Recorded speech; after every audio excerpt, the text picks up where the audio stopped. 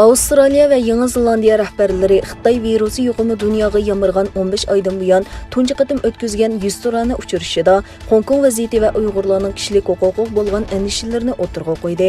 Xitoyni Birlashgan Davlatlar Tashkiloti va boshqa kuzatuvchilarning Sharqi Turkistonni cheklimsiz ziyorat qilishiga yo'l qo'yishga chaqirdi. Xitoyning Wuhan shahrida o'tirg'a chiqqan Wuhan virusining manbasini tekshirishni talab qildi. Avstraliya Bosh ministri Scott Morrison 30 may Yangi Zelandiyaga yetib keldi va Yangi Zelandiya Bosh ministri Jasinda Ardern bilan ko'rishdi. Bu ikki davlat rahbarining 15 aydan buyon tunji qatim 100 surani uchirishi bo'lib, Xitoyga qanday taqobil turish suhbatining muhim nuqtalaridan biri bo'ldi.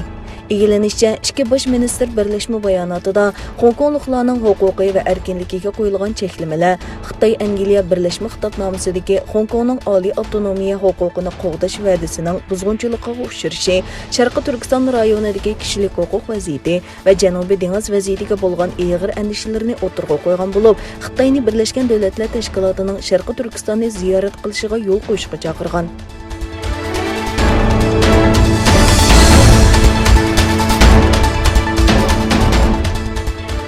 Atalmış Şinjan gezitining xabarida bildirilishicha, Xitoy Sharqi Turkiston masalasida Arab dunyosining ko'zini bo'yash uchun 27 may Urumchida atalmış Şinjan yaxshi joy temasida fikr almashtirish yig'inlashgan. Xabarda qayd qilinishicha, yig'inga Arab davlatlarining Xitoyda turishliq elchilari va diplomatiya amaldorlaridan bo'lib 20 ga yaqin kishi qatnashgan. Atalmış Avtonom rayonluq partiya komitetining muavin raisi, qo'rchoq amaldor Erkin Tunyaz yig'inda so'z qilib, Şinjanning jamiyat taraqqiyoti va xalq turmushi mislsiz yaxshilandi. Ko'pchilikning Şinjanga kelib oyinni beqishi, ko'rib beqishini qarshi olamiz deb bejirilgan.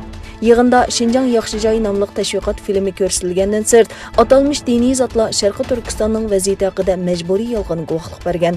Xitoyning Sharqi Turkistonda jazo lagerlarini ta'sis qilishi, har xil tuhmatlar bilan bostirish, dinga qarshi terrorlik siyosati yurgizish qatorliq jinoyatlarning xalqaro kun tartibga kelishiga ergishib, Xitoy axborot organlariga texnik ko'p xarajat ajratib, yolg'on tashviqotini kuchaytmekda. Analizchilarning ma'lumotiga asoslanganda, Xitoyning yolg'on tashviqotlari g'arb ellarida ko'p unumi ko'rilmagan bo'lsa-mu, ammo Afrika, Latin Amerikasi davlatlarida ko'rinarli unum berayotganligi ilgari surilmoqda.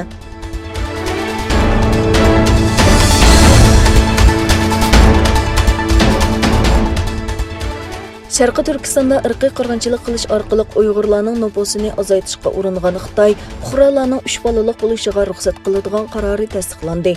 Xitoy dushanba kuni 2016 yildan buyongi 2 bolalik siyosatidan chekinib, er-xotinlarning 3 bolalik bo'lishiga yo'l qo'ydi. Yaqinqi sonliq ma'lumotlardan ayon bo'lishicha, dunyodagi nupusi eng zich bo'lgan Xitoyda tug'ilish nisbati ko'rinarli tuvanlagan.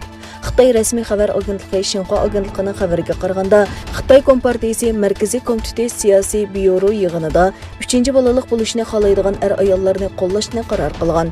Xitoy raisi Xi Jinping riyosatchilik qilgan yig'indan keyin e'lon qilgan bayonotida yangi siyosatning Xitoyning nupus qurilmasini yaxshilash, yashanganlar masalasiga unumli taqobil turish va davlatning odam kuchi afzalligini qo'g'dashni maqsad qiladiganligi ko'rsatildi.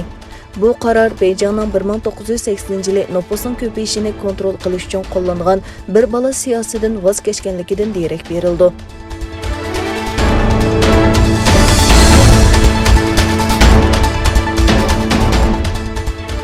Fransiya prezidenti Emmanuel Macron Daniyaning yordami bilan Amerika davlat bexatarlik idorasining Yevropadagi nurg'un yuqori darajalik siyosiyonlarni o'g'irlikcha anglash delosiga munosabatlik Amerika va Daniyaning uchurlarini saqlayotganligini bildirdi.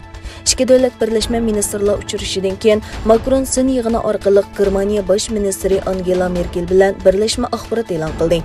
Macron Merkel bilan ko'rishganda Yevropa iqtisodining texmo raqobat kuchiga va texmo ko'p krizislarga qarshi texmo qaysar bo'lishi kerakligini ta'kidlagan bo'lib, ular yana Afrika, Belorussiya, kelar oy o'tkazilgan Shimoliy Atlantik ahdi tashkiloti boshliqlar yig'ini, Turkiya, Rossiya va Xitoy masalalarini muzokara qildi.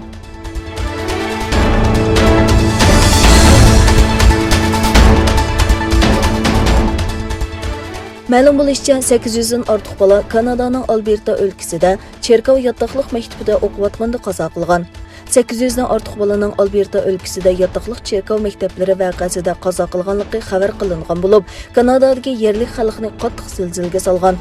Kanada rəsmi taratqusi CBC'nin xəbər qilishçə, Kolumbiya ölkəsinin Kamlop şəhərindəki yataqlıq çerkav məktəbinin begida 215 bala cəsədi tepilganlığı xəbər qılınğandan keyin Alberta ölkəsidəki məktəblərdə 821 balanın qaza qılğanlığı o'tirg'a chiqdi. Kanada Federatsiya hökuməti 2008-ci çerkav yataqlıq məktəblərdə neçə min balanın açarçılıq, soğuq və davalaş təcrübəsi nəticəsində qaza qılğanlığı üçün ziyankeşlikə uçurğuculardan rəsmi keçirim sorğan.